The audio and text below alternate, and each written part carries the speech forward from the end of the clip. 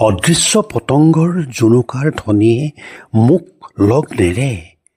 গভীৰ মৌনতাক আৰু বেছি গভীৰ কৰি মোক ক'ৰবালৈ যেন লৈ গৈ থাকে।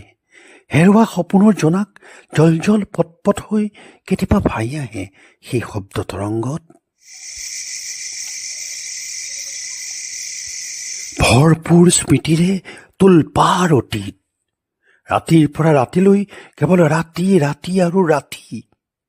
এনেকুৱা নহয় যে কেৱল দুখতেই জহি খহি শেষ হৈ যাম।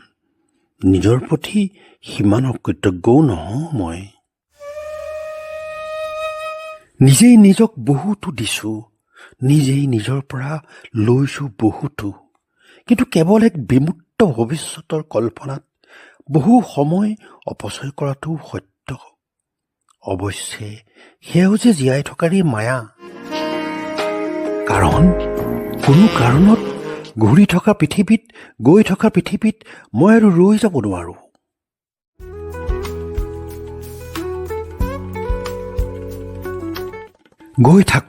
গৈ থাকোঁ, কেৱল গৈ থাকোঁ।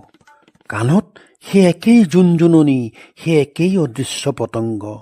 প্ৰাণত প্ৰেমৰ কঁপনি, সেই একেই প্ৰেম এতিয়াও থাকে।